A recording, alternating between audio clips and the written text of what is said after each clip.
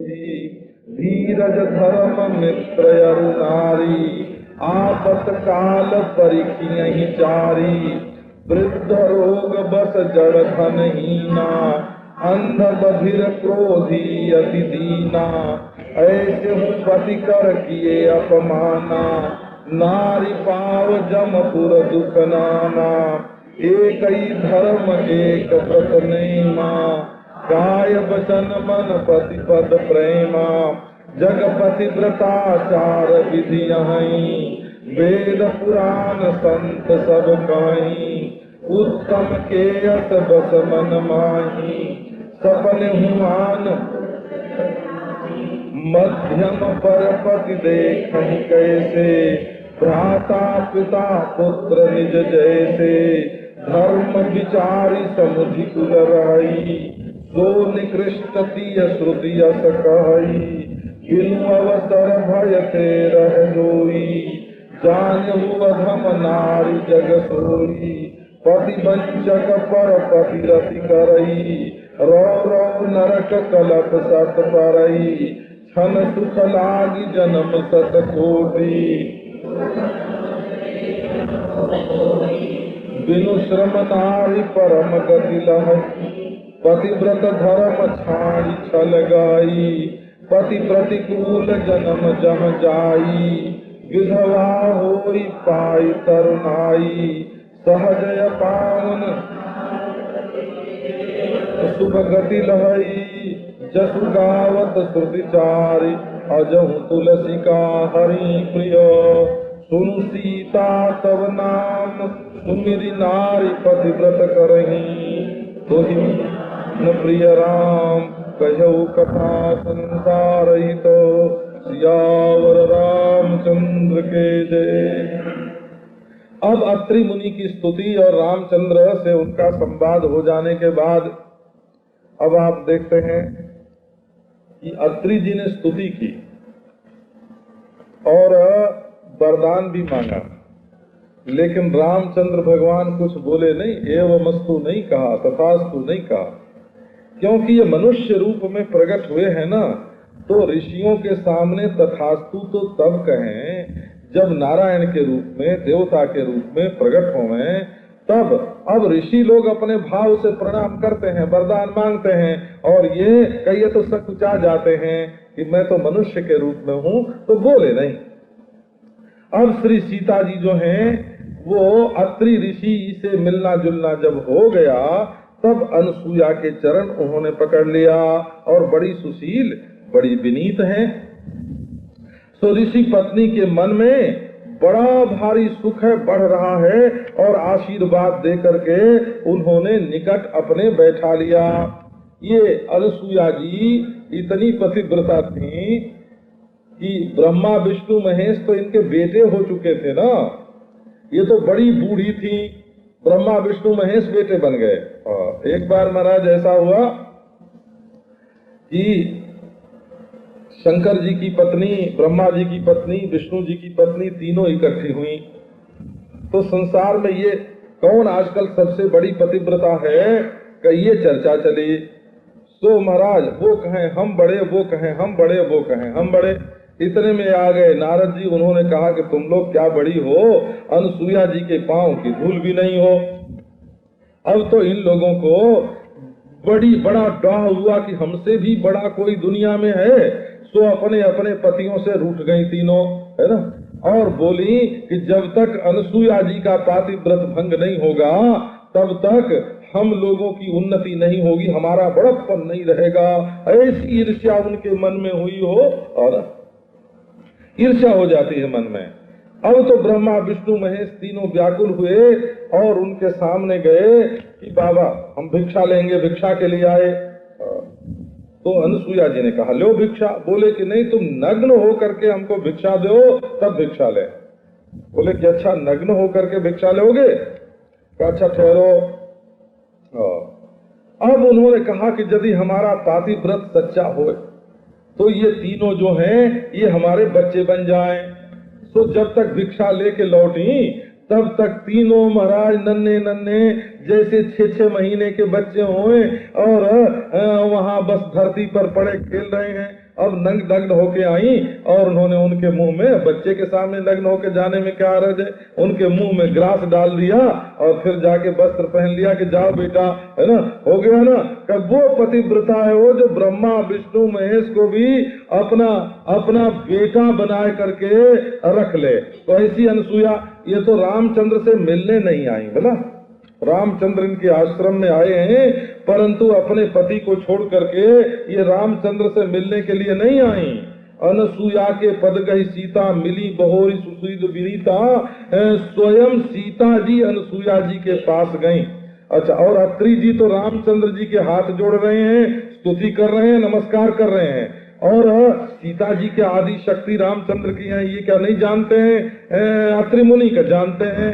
भजे सशक्ति सानुजम, सीता सहित रामचंद्र का वो भजन करते हैं। पर अनसुया ने तो बाबा सीता के प्रणाम करने पर उनको आशीर्वाद दिया, ये नहीं कहा कि तुम जगत जननी है, मैं हाथ जोड़ती हूँ। बोला ऐसी अनसुया ऐसी है, ये धर्म की पक्की तो ऋषि पत्नी मन सुख अधिकाई, ये ऋषि पत्नी है, इनके मन में सुख और बढ़ता जाता है। आशीर्वाद दिया, पास बैठाया। अब इसके बाद उन्होंने दिव्य वस्त्र भूषण पहनाए, क्योंकि ये तो जैसे कोई अपनी बेटी होए, है ना, जैसी कोई अपनी बेटी होए, जैसे कोई बहू होए, ऐसे जानकी जी को छोटी मानती हैं। तो छोटी लड़की कोई घर में आ जाए, बहू आ जाए, तो उसको वस्त्र भूषण पहनाते ही हैं। तो ऐसे वस्त्र पहनाए इन्होंने जो नित्य नूतन होए और निर्मल रहे, न तो धोने की तकलीफ उठानी पड़े और न तो ये पुराने होए और न तो फटे। ऐसे वस्त्र अनसुया जी ने अपने तपोबल से, पातिव्रत धर्म के बल से ऐसे वस्त्र उनको दिए।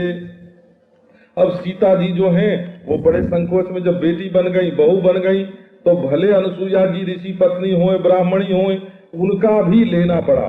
इसी से हम आगे देखते हैं कि बहुत आश्रमों में भगवान रामचंद्र गए, लेकिन सीता जी किसी ऋषि पत्नी से मिलने के लिए फिर नहीं गईं। ये एक ही बार मिली हो, कहीं एक ही बार क्यों मिली कि बाबा फिर जाएंगे तो ये ब्राह्मणी है, ये ऋषि पत्नी है, सब वस्त्राभूषण हमको देने लगेंगी, तो हम कोई ब्राह्मणों का प्रतिग्रह लेने के लिए थोड़े जंग वन में आए हैं, है ना। तो ब्राह्मणों की संपत्ति तो बचेगी नहीं, तो वो प्रतिग्रह से बचने के लिए गई नहीं किसी के पास। अब ऋषि पत्नी श्री अनसुया जी हैं, तो सरस और मृदु वाणी बोलती हैं। ये सीता जी का तो एक बहाना है, उनको बहाना बना करके उन्होंने संसार के लिए नारी धर्म का वर्णन किया। बोले सुनो राजकुमारी, माता पिता भ्राता सब स्त्री के हितकारी होते हैं, लेकिन सब गिनी चुनी चीज देते हैं मितप्रद। मितप्रद माने एक सीमा तक भाई और पिता और माता लड़की को देते हैं, लेकिन ये जो पति है वो हे वैदेही, ये अमित दानी है। अमित दानी है माने सर्वस्व ही दे देता है। कि देखो, मैं आज सुना रहा था किसी को कि विष्णु भगवान ने गंगा जी को अपने पांव के नीचे दबाया, तो भाग गई महाराज, है ना। भाग के ब्रह्मा जी के कमंडल में आई, तो उन्होंने पीने की कोशिश की कि भगवान के चरण का जल है, पी जाए, तो वहां से भी भगी, है ना। वहां से भगी तो शंकर जी ने बड़ा आदर किया, तो सिर चढ़ा लिया, है ना। सिर चढ़ा लिया तो वहां से भी भगी। तो ये स्त्री जो है वो न पांव से दबाने के लिए है, न तो पीने के लिए है ब्रह्मा जी की तरह, और न तो सिर पर चढ़ाने के लिए। सिर पर तो कभी चढ़ाना ही नहीं। हाँ, तो तीनों दशा में इनकी गति ये हुई कि तीनों के पास नहीं टिकी, बह के समुद्र में जाना पड़ा। अधोधो गांगेयम पदम उपगतम स्तोक मधुना। और भगवान विष्णु भगवान ने इससे ये फायदा उठाया कि लक्ष्मी जी को उन्होंने अपने हृदय में बैठाया हो, अपनी छाती पर बैठाया। बस स्त्री का जो स्थान है वो आंख से नीचे ही है। वो जहां आंख से ऊपर गई, सिर पर गई कि बस उसके बाद बह जाएगी। उसके स्त्री को सिर पर कभी नहीं चढ़ाना। सो नारायण सो अमित दानी भरता वैदेही, तब हम सुनारी जो सेवन ते ही भर्ता जो है, पति जो है स्त्री का, वो अमित दानी है, माने अपने सर्वस्व का, हृदय का दान करता है। इसलिए वो स्त्री अधम है जो उसकी सेवा नहीं करती है। और खास करके जब आपत्ति का समय आता है तो 4 की परीक्षा हो जाती है। एक तो हमारे अंदर धैर्य कितना है, बिना विपत्ति के परीक्षा नहीं होती, और धर्म में निष्ठा कितनी है, और ये मित्र हमारा कहाँ तक साथ देता है, और स्त्री जो है ये दुख में हमारा साथ देती है कि नहीं। इन चारों की परीक्षा आपत्ति काल में होती है। इसीलिए बताया कि पति बुढ़ा हो, है ना, मैं क्या करूं राम गाने की बात नहीं है ना, भले ही बुढ़ा होवे, रोगी होवे, जब लोग समझते हैं कि अब इनसे तो हमारा कोई काम पूरा होने वाला नहीं है ना, तो स्त्रियां जो है वो उपेक्षा कर देती हैं। तो भले वृद्ध होवे, रोगी होवे, जड़ होवे, धनहीन होवे, अंधा, बहरा, क्रोधी और बहुत दिन होवे, ऐसे पति का भी अपमान करने से स्त्री को जमपुर में नाना प्रकार के दुख की प्राप्ति होती है।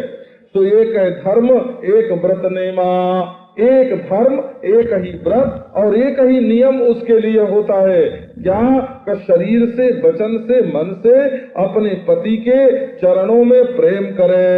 मैंने इसको ऐसे सुना हो, इस चौपाई को, एक है धर्म, एक व्रत नेमा, नित उठ देखन जाई सिनेमा। तो नारायण वर्तमान काल में जो है इस चौपाई का रूप ये हो गया, एक ही धर्म, एक व्रत नेमा, नित उठ देखन जाए सिनेमा। तो काय वचन मन पति पद प्रेमा, इसको तो हटा दिया। जगत में 4 प्रकार की पतिव्रता होती हैं, तो वेद पुराण संत ये सब के सब कहते हैं। तो उत्तम पतिव्रता के मन में ऐसा बसता है कि स्वप्न में भी दूसरा कोई पुरुष नहीं है। ये ब्रह्म ज्ञान हुआ।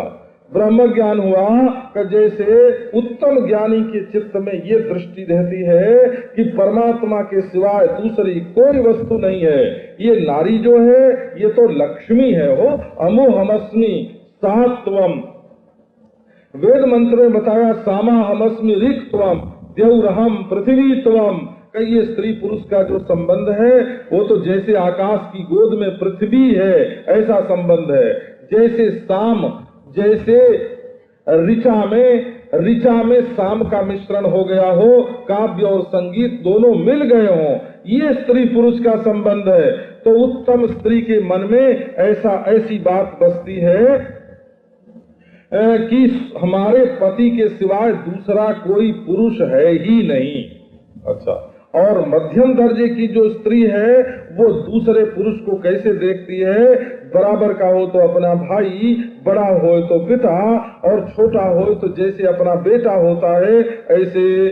और जो धर्म को समझ करके, विचार करके और अपने कुल की मर्यादा को समझ करके जो परपुरुष से संबंध नहीं जोड़ती है, वो धर्म मर्यादा का भय है, उसको बोले तीसरे नंबर की है, वो निकृष्ट स्त्री है। और जो बिना अवसर के और भय के कारण दूसरे पुरुष से संबंध नहीं रखती, उसको अधम स्त्री समझना चाहिए जगत में। और जो पति वंचक है और परपति से रति करने वाली है, वो 100 कल्प तक रौरव नरक में पड़ती है। जो एक क्षण के सुख के लिए 100 करोड़ जन्म के दुख को नहीं समझती है, उसके समान खोटी स्त्री और कौन है। तो स्त्री को बिना किसी परिश्रम के परम गति की प्राप्ति हो जाती है, जो छल छोड़ करके पतिव्रत धर्म को स्वीकार करती है। छाड़ी छल गहई, जो छल छोड़ करके पातिव्रत धर्म को पकड़ती है, उसको बिना परिश्रम के परम गति की प्राप्ति हो जाती है। और नहीं तो महाराज बिनु श्रम नारी परम गति लहई। अब आजकल की स्त्री इसको कैसे पढ़ेगी, है ना। पतिव्रत धर्म छाड़ी छल गहई, है ना। नारायण छाड़ी को इधर कर दो तो देखो कैसा अर्थ बदलता है। पतिव्रत धर्म छाड़ी छल गई। नारायण पति प्रतिकूल जन्म जहाँ जाई, विधवा होई पाई तरुणाई। अब जो पति के प्रतिकूल जीवन अपना व्यतीत करती है, वो जहाँ जा करके जन्म लेती है, जवान होते ही विधवा हो जाती है। तो जन्म से ही अपावन जो स्त्री है, वो पति की सेवा करने से शुभ गति को प्राप्त होती है। मैंने आपको पहले ही सुनाया कि रामचरितमानस में कहीं देव पूजा का वर्णन है, कहीं अवतार का वर्णन है, कहीं मूर्ति पूजा का वर्णन है, कहीं श्राद्ध का वर्णन है, कहीं पातिव्रत धर्म का वर्णन है। सनातन धर्म के सभी अंगों का स्थान स्थान पर वर्णन है। तो बोले भाई सहज अपावन क्यों बोलते हो? तो दो बात पर विचार करो शरीर की स्त्री के संबंध में। एक तो रजो धर्म का होना और एक गर्भ स्त्री के शरीर में ही रहना। लोग कहते हैं सब समान है, सब समान है, अधिकार सबका समान है ना। तो समान अधिकार करके अब जैसे स्त्री, एक बार स्त्री 10 महीना गर्भ अपने पेट में रखे और दूसरी बार पुरुष अपने पेट में 10 महीना गर्भ रखे, तो होगा समानाधिकार? तो तब होगा ना, का ऐसा समानाधिकार नहीं होता है। ये रजो धर्म का स्त्री शरीर से होना और गर्भाधान होना और स्त्री के शरीर में कोमलता के चिन्ह अधिक होना और उसी के शरीर में बच्चे के लिए दूध का उत्पन्न होना, ये बात बताता है। ये इस बात से ये सिद्ध होता है कि पांच भौतिक शरीर होने पर भी दोनों की आकृति में, दोनों की प्रकृति में, दोनों की संस्कृति में, दोनों की विकृति में थोड़ा फर्क होता है। अखबार में छप जाए कि दोनों का अधिकार समान है, का इससे अधिकार समान नहीं होता। ये जो प्रकृति विधाता का बनाया हुआ जो वैषम्य है, वो वैषम्य तो शरीर में रहेगा ही। तो इसी से बताते हैं कि ये स्त्री यदि पति की सेवा करे, जैसे हम अपने मन बुद्धि प्राण से भगवान की सेवा करें तो भगवानमय हो जाएं, वैसे स्त्री पति की सेवा करे तो पतिमय हो जाए और उसको शुभ गति की प्राप्ति होए।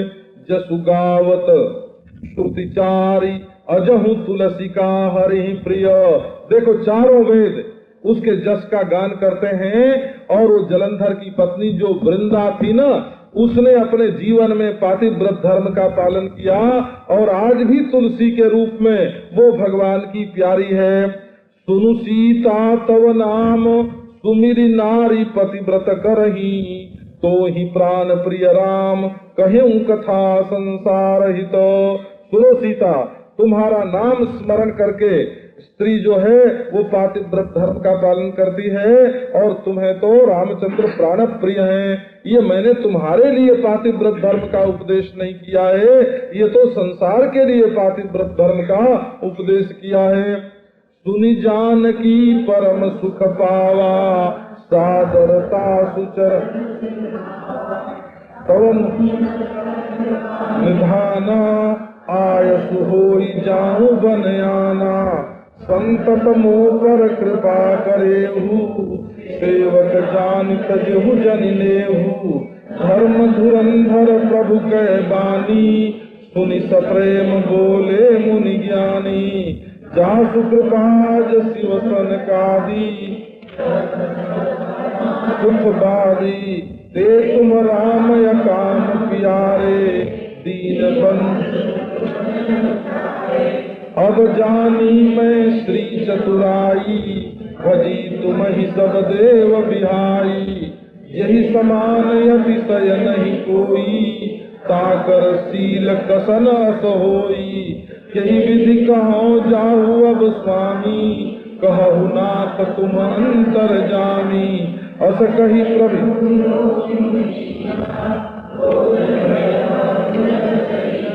तन पुलक निर्भर प्रेम पूरन,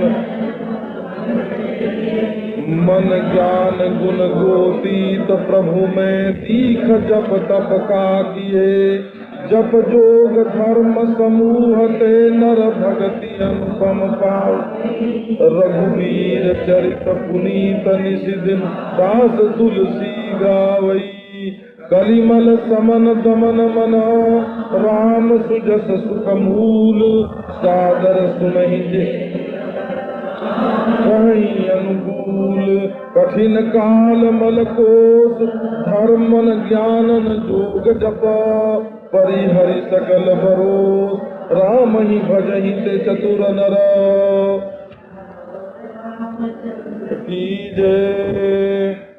वर्णन करते हैं कि ये उपदेश सुन करके जानकी को परम सुख की प्राप्ति हुई और तुरंत उन्होंने आदर के साथ उनके चरणों में अपना सिर झुकाया। किसी से उपदेश सुने तो उपदेश सुनने के बाद सिर झुकाना आवश्यक होता है। इसका अभिप्राय क्या है कि बुद्धि का निवास जो है वो सिर में है। तो सिर झुकाने का अर्थ है हमारी बुद्धि तुम्हारी बुद्धि के पीछे चलने वाली है। अब मुनि से कृपा निधान ने कहा कि महाराज आदेश दो, अब हम दूसरे वन में जाएं। कृपा निधान है इसलिए पूछते हैं, भला पूछने की कोई जरूरत है ना अत्रि जी से। और फिर प्रार्थना करते हैं कि आप हमेशा हमारे ऊपर कृपा करना और अपना सेवक हमको समझ करके स्नेह मत छोड़ना। अब धर्म धुरंधर प्रभु हैं, महात्माओं से कैसे बात करनी चाहिए इस बात को वो जानते हैं। तो उनकी बात सुन करके ज्ञानी मुनि सब प्रेम बोले। ये ज्ञानी मुनि हैं तो ज्ञानी, परंतु रामचंद्र के प्रेमी हैं हो। क्योंकि देखो जब ज्ञानी मनुष्य होता है ना तो वो साक्षात अपने को साक्षात ब्रह्म जानता है और उसके जो देह हैं, मन है, अंतःकरण है वो ऐसे ही छूट जाते हैं जैसे सपने में हजारों आदमियों के हैं वैसे ही उसका भी है ना। उसके अंतःकरण में अब मैं पना नहीं रहा। तो ज्ञान की दृष्टि से अब वो जो बुद्धि है, मन है, अंतःकरण है, प्राण है, शरीर है, कैसे भी रहे उसमें ज्ञान की दृष्टि से कुछ अच्छा बुरा नहीं होता, वो तो छूट गया। लेकिन छोड़ी हुई चीज भी है ना, छोड़ी हुई भी चीज भी यदि अच्छे काम में लगे, यदि अच्छे काम में लगे तो वही अच्छा होता है ना।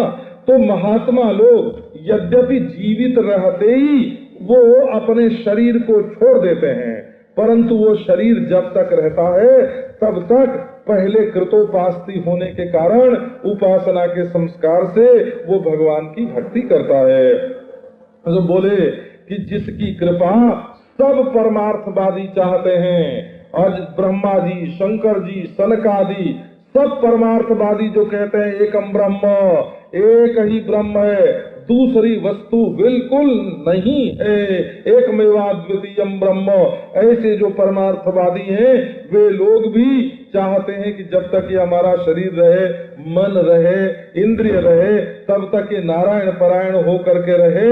ये जो प्रेमा भक्ति से परिपूर्ण जीवन है ये बड़ा श्रेष्ठ है। तो वही राम हो तुम अकामों के प्यारे, क्योंकि जो निष्काम जो सकाम लोग हैं वो तो जिस चीज की कामना होती है उससे प्रेम करते हैं। जो धन चाहता है सो धन से प्रेम करता है, जो स्त्री चाहता है सो स्त्री से प्रेम करता है। लेकिन जो कुछ नहीं चाहता है उसका प्यार कहाँ जाएगा? का उसका प्यार भगवान के साथ जुड़ता है। सो दीन बंधु मृदु वचन उचारे, आप तो दीन बंधु हैं इसलिए ऐसा मृदुल वचन आपने कहा। अत्रि जी कहते हैं कि अब मुझे लक्ष्मी जी की जो चतुराई है वो मालूम पड़ी। श्री माने लक्ष्मी, उन्होंने तुमसे ब्याह करने में क्या चतुराई की थी वो तो अब हमको मालूम पड़ी। भजी तुम ही सब देव बिहाई, सब देवताओं का तिरस्कार करके उसने तुम्हारा ही भजन क्यों किया? क्योंकि जो शीलवान होता है वही भजन करने योग्य होता है। ये महाभारत में यही समान अतिशय नहीं कोई, ताकर शील कसना सोई, जिसकी बराबरी का कोई नहीं है और जिससे बड़ा कोई नहीं है ना। जब बराबर का ही नहीं है तो बड़ा कहाँ से होगा? ऐसे जो आप, तो आपका ऐसा शील स्वभाव भला क्यों न हो। महाभारत में वर्णन आता है कि एक बार प्रहलाद जब राजा हुए तब इंद्र का सारा ऐश्वर्य धन उन्होंने छीन लिया बोला, और इंद्र गरीब हो गए। तब गुरु जी के पास गए, गुरु जी महाराज हमारा तो सब कुछ छीन गया, अब कैसे मिलेगा? तो बोले कि भाई देखो, तुम अब प्रहलाद के पास जाओ और प्रहलाद से जा करके सीख आओ कि ऐश्वर्य और संपत्ति कैसे मिलती है, ये जा करके सीखो। अब जा करके महाराज इंद्र ने उनकी सेवा की। प्रहलाद एक दिन इंद्र पर बड़े प्रसन्न हुए, बोले तुम्हारी जो इच्छा हो सो हमसे मांग लो, है ना। बोले अच्छा हमको धन दो का, अच्छा ले जाओ का, अच्छा ऐश्वर्य दो का, ले जाओ, है ना। फिर बोले कि अच्छा अपना धर्म दे दो का, ले जाओ, है ना। ऐसे जो जो इंद्र ने मांगा सो सो देते गए। अब लक्ष्मी निकली घर में से, बोली मैं जा रही हूँ, जाओ देवी, है ना। सत्य निकला, बोले मैं जा रहा हूँ, जाओ। धर्म निकला, मैं जा रहा हूँ, जाओ। इसी बीच में उनके शरीर में से शील निकला, बोले ठहरो, और सब कुछ मैंने इंद्र को दे दिया, लेकिन शील मैं इंद्र को नहीं दे सकता। प्रहलाद ने कहा शील मेरा। तो जब शील लौट के आया और इंद्र के शरीर में बस गया, तो धर्म भी लौट आया, सत्य भी लौट आया, लक्ष्मी भी लौट आई।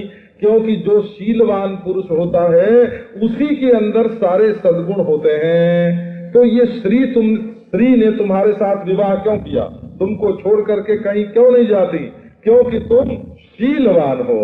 जो शीलवान होता है लक्ष्मी उसका परित्याग नहीं करती है। हो शील का एक ही अभिप्राय बताया है। वहां पूछा है कि शील क्या है। तब इंद्र ने पूछा कि ये शील ऐसी क्या चीज है महाराज कि इसके लिए सत्य धर्म अर्थ सब का सब लौट आया, वो तो बताओ, ये तो आपने हमको सिखाया ही नहीं। बोले अद्रोह सर्वभूतेषु कर्मणा मनसा गिरा अनुग्रहश्च दानंच शील में तत्प्रशस्यते। कर्म से, मन से, वाणी से किसी के साथ द्रोह मत करो, किसी का बुरा मत चाहो, किसी का अनिष्ट करना मत चाहो, सबके ऊपर अनुग्रह करो और सबको कुछ न कुछ दो। इसका नाम शील है और यही जीवन का सबसे प्रशस्त रूप है। तो स्वामी तुम कहते हो कि मैं जाऊंगा, तो तुम अंतर्जामी हो, स्वामी हो, जो करो सो ठीक है, लेकिन मैं कैसे कहूँ स्वामी कि तुम चले जाओ। अब ऐसा कह करके ये जो मुनियों में बड़े धीर हैं, अत्रि मुनि त्रिगुणातीत, उनकी आंखों में प्रेम के आंसू आ गए, शरीर में पुलकावली आ गई। अब कोई कच्चा ज्ञानी हो तो बोले हाय हाय, आंख में आंसू आया तो ज्ञान बह गया, है ना। शरीर में रोमांच हुआ तो ज्ञान बह गया। अरे ज्ञान बाबा कोई ऐसी कच्ची चीज नहीं है जो आंख में पानी आने से कम हो जाता हो या शरीर में रोमांच होने से कम हो जाता हो। ज्ञान उनका बना रहा और शरीर में पुलकावली और आंख में प्रेमाश्रु और सामने रामचंद्र, इसका आनंद उनको और मिला। अब शरीर जो है वो तो पुलकावली से भर गया है और प्रेम से परिपूर्ण हो रहे हैं, और नेत्र जो हैं वो भगवान रामचंद्र के मुख कमल पर लगे हुए हैं और कहते हैं कि देखो मैंने क्या ऐसा जप और तप किया कि मन और ज्ञान और गुणों से परे जो प्रभु हैं उनको मूर्तिमान रूप में मैंने देखा। असल में ज्ञान पूरा कब होता है, जब तक ये मालूम पड़ता है कि ये जड़ है, ये दृश्य है, ये विकारी है और ये अनात्मा है और मैं इससे जुदा असंग दृष्टा हूँ, तब तक ज्ञान पूरा नहीं हुआ, वो तो अधूरा हुआ। क्योंकि द्वैत है ना, एक जड़ है दृश्य है और एक दृष्टा है चेतन है। तो दृश्य को जो यही मानता रहता है कि ये तो कोई विकारी परमात्मा से जुदा चीज है, उसका ज्ञान पूरा हुआ ही नहीं। वो कहते हैं कि प्रभु में दीख, आज प्रभु का दर्शन हमको हो गया, माने दृश्य भी ब्रह्म ही है। अध्यस्त जो होता है वो अधिष्ठान से भिन्न नहीं होता है। ये जिसको हम लोग जड़ अनात्मा मानते हैं वो भी परब्रह्म परमात्मा का स्वरूप है। जप जोग और धर्म समूह से मनुष्य को अनुपम भक्ति की प्राप्ति होती है। सबका सबकर फल हरि भगति सुहाई। सबका जो फल है ये भगवान की भक्ति है।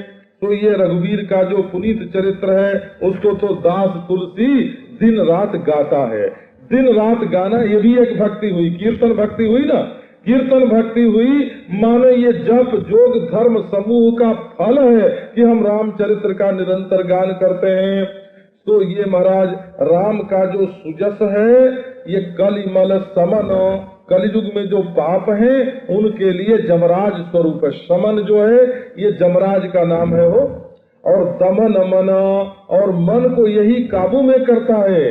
कब बाबा और सब छोड़ दो तो छोड़ दो, पर ये कथा वार्ता जो है ना भगवान के चरित्र का गान है, श्रवण है, इसका परित्याग मत करो। ये लोग जाके एकांत में सोते हैं और कहते हैं हम ध्यान करके आए हैं। बोला हमारी तो समाधि लग गई थी, है ना। एक महात्मा थे तो वो बैठे बैठे सो जाते थे, तो पेट जरा बड़ा था, हम हमारे पेट से भी बड़ा था वो उनका, है ना। तो वो और गट्टे से थे, तो जब सोते तो उनका जो सिर है वो पेट की तरफ झुक जाता और मुंह से फेन लार बहने लगता। और देखा जाके किसी ने कहा महात्मा जी ये क्या कर रहे हो? बोले जना समाधि लग गई थी भाई, और कोई बात नहीं है। तो वो नींद को ही समाधि कहते हो, है ना। तो ये एकांत में जा करके यदि मन एकाग्र हो, परमात्मा का चिंतन करे, ध्यान लगे, समाधि लगे, तो सब ठीक है। और वहाँ व्याकुल होके छटपटा नहीं होए, या सो नहीं होए, या ताशा खेलना होए, या गप्पे हाकनी होए, तो ये एकांत बहुत बुरा है। तो महाराज ये जो राम जश है इसका श्रवण और वर्णन कलिमल का शमन है, मन का दमन है, सुख का मूल है। जो लोग सादर इसका श्रवण करते हैं, राम भगवान उनके ऊपर अनुकूल रहते हैं।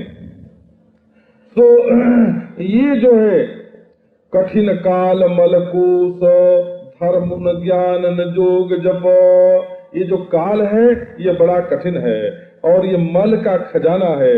जैसे खजाने में रुपए पैसे रखे जाते हैं और निकलते हैं, वैसे इस काल में मल ही मल निकलता है। धर्म न ज्ञान न जोग जप, इसमें न धर्म निष्ठा निवृत्ति है, न ज्ञान निष्ठा निवृत्ति है, न जोग निष्ठा न जप निष्ठा। परिहरि सकल भरोस राम ही भजहि ते चतुर नर। इसमें तो महाराज जो सब भरोसा छोड़ करके रामचंद्र का भजन करते हैं कब वही चतुर मनुष्य हैं, क्योंकि सो कलिकाल कठिन उर्गारी पाप परायण सब नर नारी धर्म न ज्ञान न जोग जप। ऐसा ये देश काल जो है वो बिगड़ गया है। इसमें चतुरता इसी में है कि भगवान के चरणारविंद की भक्ति की जाए। मुनि पद कमल नाई करि सीसा चले बनहि सुर नर मुनीसा। आगे राम अनुज पुनि पाछे मुनि बर वेश बने अति काछे। बीच श्री सोहई कैसी ब्रह्म जीव बिच माया जैसी। सरिता बन गिरी अवघट घाटा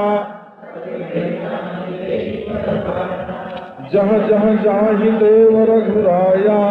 करहि मेघ कह कह नभ छाया मिला असुर विराध मग जाता।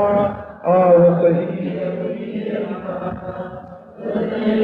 रूप तहिया देख दुखी निज धाम पठावा। पुनि आए जहाँ मुनि सरभंगा दर अनुज जानकी। मुनि बर लोचन भृंग सागर पान करत यति। सरभंग सियावर रामचंद्र की जय। वर्णन करते हैं कि अब भगवान श्री रामचंद्र देखो त्रिभुवन के स्वामी हैं, बेटा त्रिलोकीनाथ, अनंत कोटि ब्रह्मांड के नायक, परंतु वे धर्म मर्यादा का कैसे पालन करते हैं। मुनि पद कमल नाई कर सीसा, है ना। उन्होंने मुनि के चरण कमल में अपने सिर को डाल दिया, है ना। इससे देखो निराभिमानता प्रकट होती है, शिष्टता प्रकट होती है, सुशीलता प्रकट होती है। और ये सुर नर मुनि के ईश जो है मुनियों के स्वामी हैं, पर मुनि के चरणों पर सिर डाल दिया। इसके बाद वन में चले, ये ब्राह्मण को नमस्कार करके चले, ये मंगल हो गया हो और अपने काम में सफलता मिलेगी। आगे राम अनुज पुनि पी पाछे, आगे आगे राम चले और उनके पीछे अनुज चले।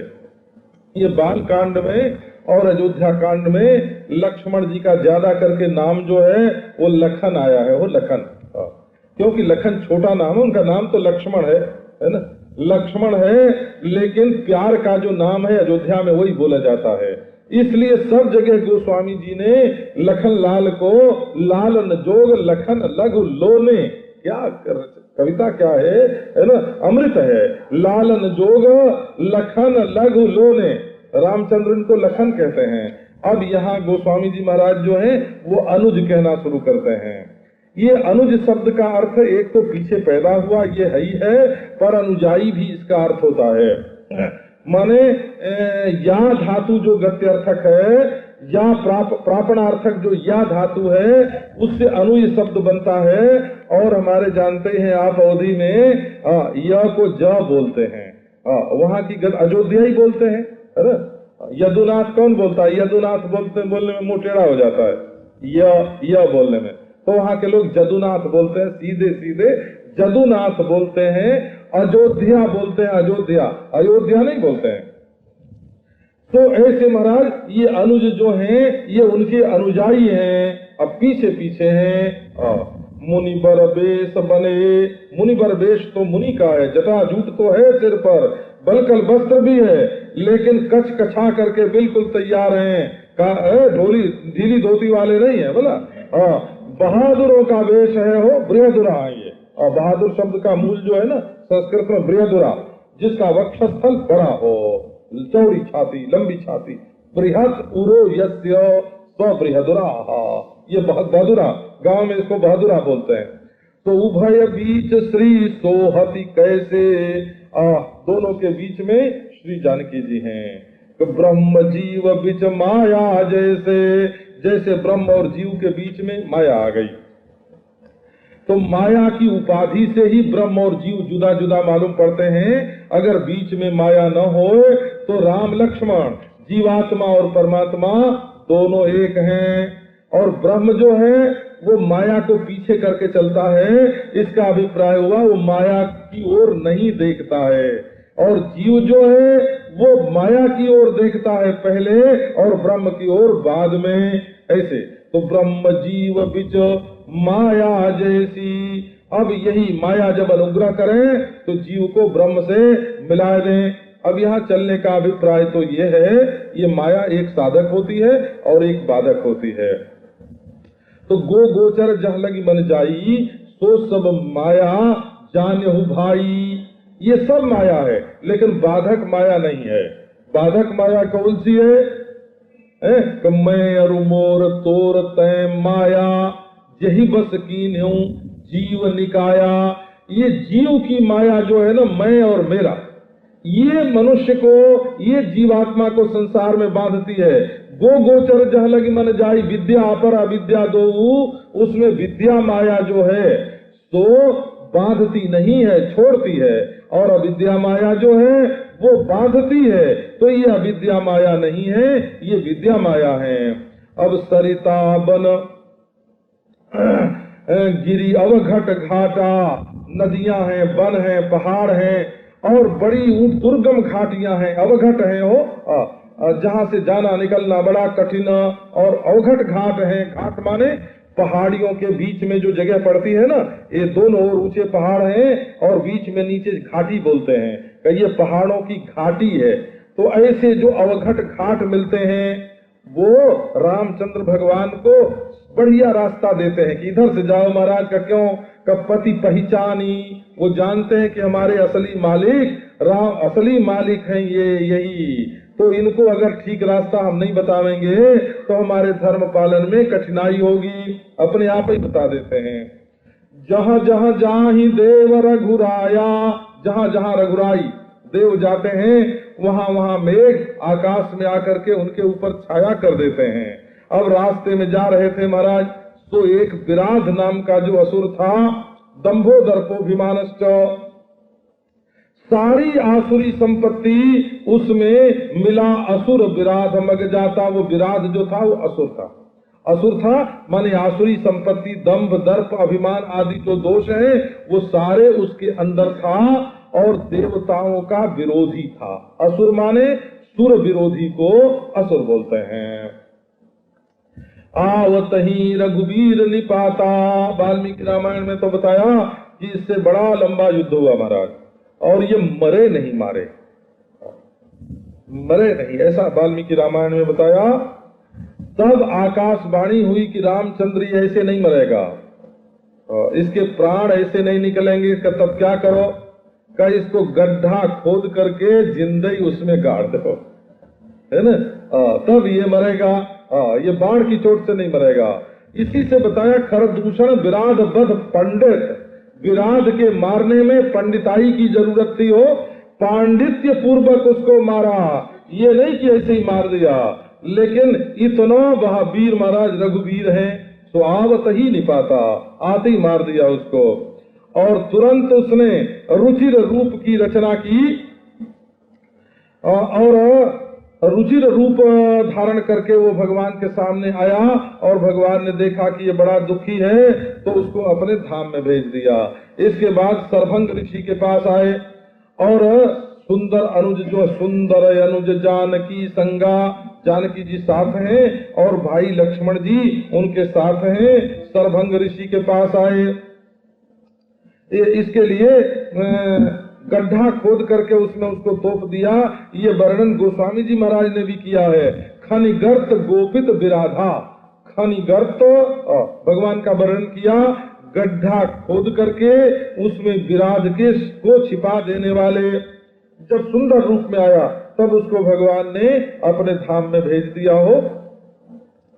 अब सरभंग मुनि के पास आए, देख राम मुख पंकज मुनि बरलोचन भृंग। अब रामचंद्र के मुख चंद्र को देख करके जो मुनिवर सरभंग का लोचन भृंग है, सुसादर पान करत यति धन्य धन्य सरभंग। अब महाराज बस उनकी आंख तो लग गई भगवान रामचंद्र में, और जैसे पीने लग गई। बोला, ये कहते हैं कि भगवान का रूप जब देखते हैं तो सारी इंद्रियां एक इंद्रिय में आ जाती हैं। आंख ही पीती है, आंख ही सूंघती है, आंख ही सुनती है, आंख ही छूती है। पिबन्ते इव चक्षुर्भ्याम लिहन्ते इव जिह्वया, ऐसी स्थिति हो जाती है। कह मुनि सुनु रघुवीर कृपाला, शंकर मानस राज मराला। जात रह्यूं बिरंची के धामा, सुनेऊं श्रवण बनई हई रामा। चितवत पंथ रह्यूं दिन राती, अब प्रभु देखी नाथ सकल कीन्ही कृपा जानि जन दीना। सो कटुदेवन मोहि निज फन राख्यौ जन मन चोरा। तब लगी रहु दीन हित लागी, जब लगी मिलऊं तुम ही तनु त्यागी। जोग यज्ञ जप तप जत कीन्हा, प्रभु कह देई भगति बर लीन्हा। यही विधि सर रचि मुनि सरभंगा, बैठे हृदय छाड़ी सब संगा। सीता जलद तनु श्याम, मम ही बसहु निरंतर। सगुन अवर रामचंद्र की जय। अब मुनि ने कहा कि हे कृपालु रघुवीर, आप कृपा करके सुनो, क्योंकि रामचंद्र का रूप देख करके जो उस पर मोहित न हो जाए, तो ठगी से रहे जे न ठगे धिकते। जो रूप देखते हैं वो ठगे से रह जाते हैं, और जो नहीं ठगे का उनको धिक्कार है। ऐसे अवधेश के सकारे गई, तो भाई देख ठगी से रही जे न ठगे धिक से, ऐसा उनका ध्यान गम्य रूप है। बोले महाराज, आप हे कृपालु रघुवीर, आप तो शंकर के मानस के राजमराल हैं। माने ये रामचरित मानस जो है, ये पहले शंकर जी के मानस में ही था हो, इसीलिए तो इसका नाम रामचरित मानस पड़ा। तो जैसे शंकर जी के मानस में, मन में रामचंद्र भगवान खेलते रहते हैं और लीला करते रहते हैं, जैसे मानस सरोवर में हंस क्रीड़ा करता रहता है और मानस सरोवर को छोड़ करके और कहीं नहीं जाता, वैसे शंकर जी के मानस में और इस रामचरित मानस में भगवान चंद्र जो हैं वो राजमराल होकर के विहार करते रहते हैं। सो महाराज मैं तो ब्रह्मलोक में जा रहा था, बड़े धर्मात्मा थे ये ऋषि। बोले जात रह्यो विरंच के धामा, मैं तो ब्रह्मलोक में जा रहा था, लेकिन मैंने जब सुना कान से कि इस वन में रामचंद्र भगवान आवेंगे, तो मैंने ब्रह्मलोक का त्याग कर दिया आपके दर्शन के लिए। ब्रह्मलोक में क्या रखा है? चितवत पंथ रह्यो दिन राती, ब्रह्मलोक में जाने से बड़ा तो दिन रात आपके मार्ग को निहारना है, आपके रास्ते को निहारना है। चितवत पंथ रह्यो दिन राती, मन नींद भी नहीं आती है, भोजन भी नहीं भाता है, बस आपके रास्ते की ओर देखते रहते हैं। तो अब प्रभु देख जुड़ानी छाती, अब प्रभु का दर्शन करके हमारी छाती ठंडी हो गई। तो नाथ मैं सकल साधन से हीन हूँ, आपने मुझे दीन जान करके कृपा की दीन जान करके कृपा की। इसका अर्थ यह है कि भगवान जो हैं वो स्वयं इनके यहाँ आए हैं। और दूसरी बात यह है कि ये जो प्रेम भक्ति का सिद्धांत है ये भगवान की प्रधानता से होता है, अपनी प्रधानता से नहीं होता।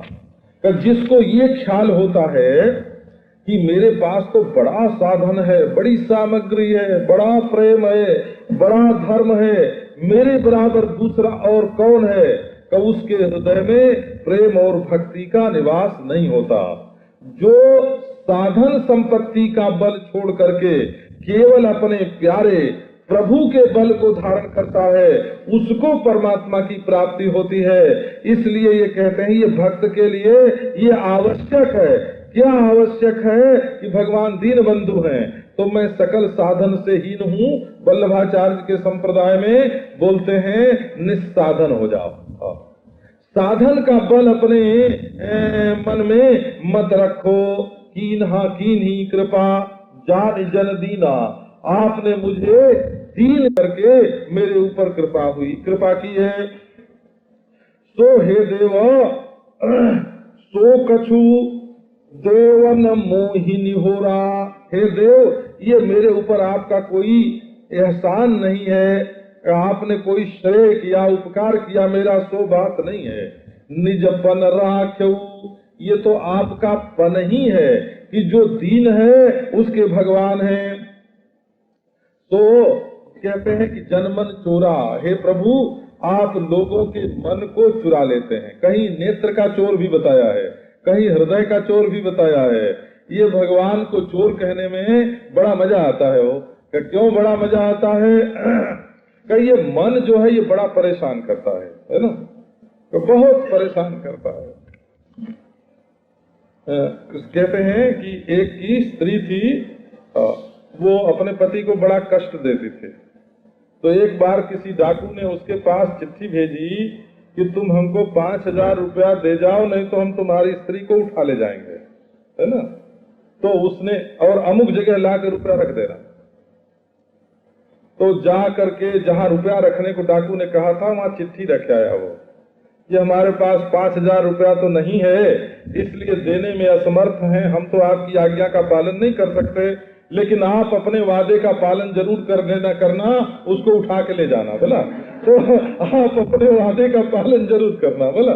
तो ये जो मन है ना, ये मन आदमी को बड़ा दुख देता है। कौन काहू सुख दुख करता था, कोई किसी को सुख दुख नहीं देता है। हो ये मनयो मनुष्याणाम कारणम बंध मोक्षयो, मन में ही सुख की कल्पना होती है, मन में ही दुख की कल्पना होती है। तो अगर कोई ऐसा मिल जाए कि हमारे मन को ही चुरा करके ले जाए, तो इससे बड़ा उपकारी तो दुनिया में और कोई नहीं होगा। तो ये भगवान कैसे हैं? बोले तस्कराणाम पतये नमो नमः। वेद में वर्णन आता है, ये वेद में मंत्र है, तस्कराणाम पतये नमो नमः। जो चोरों का मालिक है उसको हम नमस्कार करते हैं। अब ये हुआ कि भगवान को तस्कर पति कहना, चोरों का मालिक कहना, ये क्या मतलब? कहो बोले बाबा भक्तों के मन को चुराते हैं इसलिए उनको चोर कहते हैं। वो किसी का वैसे तो ब्रजभूमि में तो उन्होंने कपड़ा चुराने तक का काम कर लिया, बोला जेवर चुराने तक का भी काम कर लिया। जेवर भी, गोपियों के जेवर भी चुरा लेते थे, फिर दे देते थे। ये नहीं कि उनको कोई कमी तो है नहीं, लेकिन चोरी कर लेते थे। तो ये तस्करा नाम पतये नमो नमः, अपने भक्त की चीज तो अपनी चीज होती है। तब लगी रहु दीन ही तलागी, इस दीन की भलाई करने के लिए आप तब तक रहिए महाराज जब तक ये शरीर छोड़ करके तुमसे मैं मिल जाऊं, है ना, तुमसे मिलूं, हमेशा के लिए मिल जाऊं। इसका अभिप्राय ये है कि ये जो स्थूल शरीर है ये तुमसे मिलन में बाधक हो रहा है, उपाधि बन रही है। तो इस उपाधि को मैं अब ज्ञान अग्नि से भस्म कर देता हूँ। तो इसके पहले भक्त का जो कर्तव्य है उसका वर्णन किया। योग किया है, यज्ञ किया है, जप तप किया है, जितना किया है तो सब श्री कृष्णार्पण हम तुमको देते हैं। तो उसके पास कोई मकान तो है नहीं भक्त बेचारे के दे, है ना, कोई उसके पास धन नहीं, दौलत नहीं, उसके पास तो योग यज्ञ जप तप इन्हीं की पूंजी थी। तो उन्होंने भगवान के चरणों में अर्पित कर दिया। अब भगवान ने कहा कि अब मुनि सब तो तुमने हमको दे दिया, अब तुमको क्या चाहिए? बोले भगति बरलीना, हमको तो महाराज अपनी भक्ति दे दो। ऐसा कह करके उन्होंने चिता बनाई, सर रची, मुनि सरभंगा। ये सरपात जो है ना, गांव में जिसको सरपात बोलते हैं ना, सीख बोलते हैं, का इसी की उन्होंने झट आग उसमें लगती है और तड़ातड़ आदमी भस्म हो जाए हो। तो उसका सर का सरपात की चिता बनाई उन्होंने और सब आसक्ति छोड़ करके उसमें बैठ गए। और उन्होंने अपने मन में ये अभिलाषा की कि सीता अनुज समेत प्रभु नील जलद तनु श्याम मम हिय बसहु निरंतर सगुन रूप श्री राम। अब सीता और लक्ष्मण के सहित प्रभु कैसे? नील जलद तनु श्याम, नीले मेघ के समान श्याम शरीर वाले मेरे हृदय में आप निरंतर इसी सगुण रूप में श्री राम बसे, निर्गुण रूप में नहीं। निर्गुण रूप में तो सबके हृदय में रहते हैं। जब तक हृदय में वृत्त्यारूढ़ नहीं हो भगवान, तब तक अज्ञान की निवृत्ति नहीं होती है। वृत्त्यारूढ़ ब्रह्म ही अज्ञान की निवृत्ति करता है। और जो स्वयं प्रकाश सर्वाधिष्ठान स्वतः सिद्ध रूप से विद्यमान है, वो तो अज्ञान का प्रकाशक है, अज्ञान का निवर्तक नहीं है। जब वो वृत्ति में आरूढ़ होता है तब अज्ञान की निवृत्ति करता है। अस कही जोगागिनी तनुजारा, राम कृपा बैकुंठ सिधारा, ताते मुनि हरि लीनन भयऊ, प्रथम ही भेद भगति बर लयऊ। ऋषि निकाय मुनि बर गति देखी, सुखी भये निज हृदय विषेखी। स्तुति करहि सकल मुनि वृंदा, जयति प्रणत हित करुणा कंदा। पुनि रघुनाथ चले बन आगे, मुनि बर वृंद विपुल संग लागे। अस्थि समूह देखि रघुराया, पूछी मुनि न लागी अति दाया। जानत हूँ पूछिए कस स्वामी, सब दरसी तुम्हें अंतर जामी। निशिचर निकर सुनि रघुवीर नयन जल छाए, निशिचर हीन करऊ भुज उठाई पन कीनो। सकल मुनिन के आश्रमनी, जाई जाई सुख दीन। ऐसा कह करके सरभंग जी ने तो जोगाग्नि में अपने शरीर को भस्म कर दिया और राम की कृपा से वो बैकुंठ में चले गए। और ये जो महात्मा हैं ये इसलिए भगवान में लीन नहीं हुए कि इन्होंने पहले ही भेद भक्ति का वर मांग लिया था। और जब ऋषियों ने इन मुनिवर की गति देखी तो अपने हृदय में विशेष रूप से सुखी हुए और सब मुनि वृंद उनकी स्तुति करने लगे कि हे प्रणत हित करुणाकंद भगवान, आपकी जय हो। अब रघुनाथ जो हैं वो वन में आगे चलते हैं और बहुत सारे मुनि उनके साथ साथ हो गए। मुनि बर वृंद विपुल संग लागे, बहुत सारे मुनि वृंद उनके संग लग गए। अब सामने भगवान रामचंद्र ने देखा कि बहुत सी हड्डियां पड़ी हुई हैं मनुष्यों की। तो बड़ी दया आई उनके मन में कि मनुष्यों की इतनी हड्डी कहाँ से। तो मुनियों से पूछा उन्होंने, अब मुनियों ने कहा कि हे स्वामी, आप जानबूझ करके क्या प्रश्न कर रहे हैं? आप तो सर्वदर्शी हैं, अंतर्यामी हैं, आपसे क्या छिपा है? ये तो निशिचरों ने, राक्षसों ने महाराज सब मुनियों को खा लिया है, तो हट उनकी जो मांस था, खून था, वो तो सब खा लिया उन्होंने, हड्डी हड्डी पड़ी है। अब ये सुन करके रामचंद्र भगवान के नेत्रों में जल आ गए।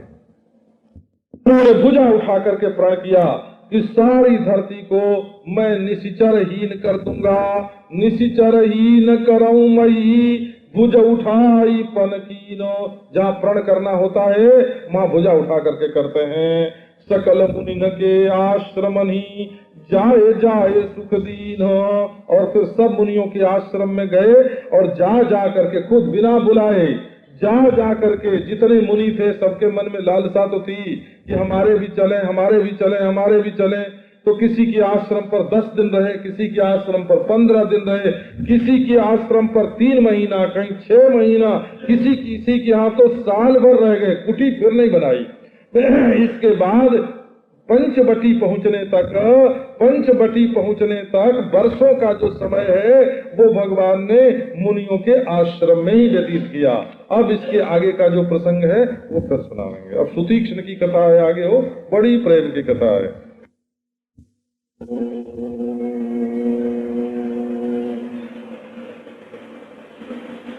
विश्वं दर्पण दृश्यमान नगरे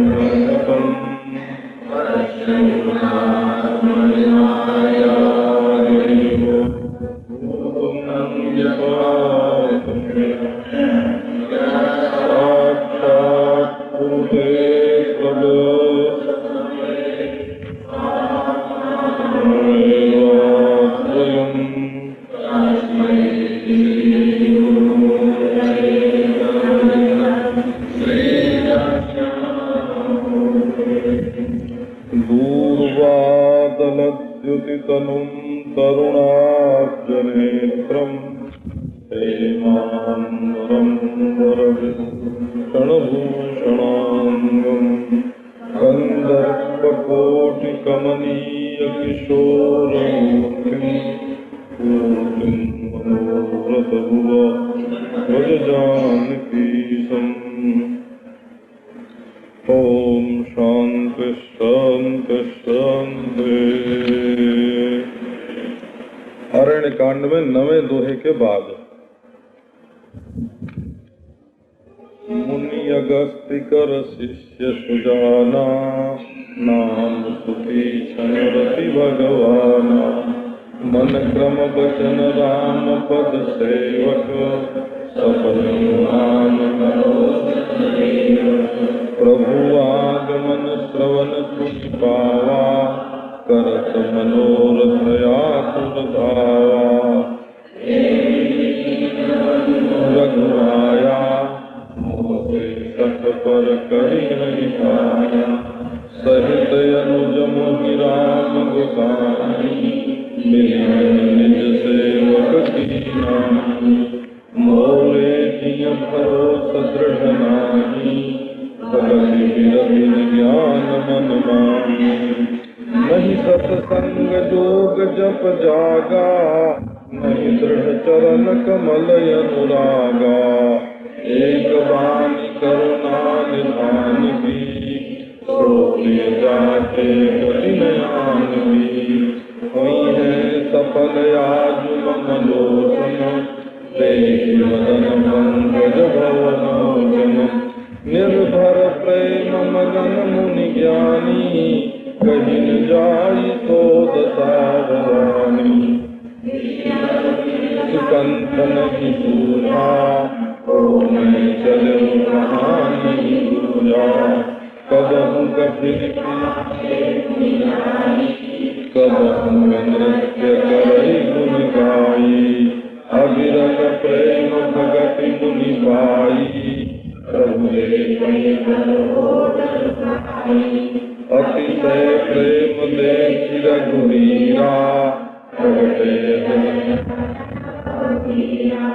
मुनि मग माधय चल होई बैसा, तब रघुनाथ निकट चली आए, एक दशा निज जन मन भाए। सियावर रामचंद्र की जय।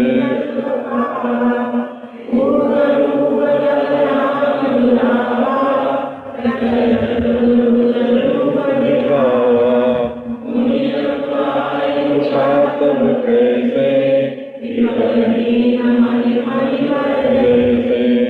आगे देख सीता अनुज सहित सुख धामा, चरण लागी प्रेम लगन मुनि बर बहारी। भुज विशाल गहि लिए उठाई, परम प्रीति राखे उराई।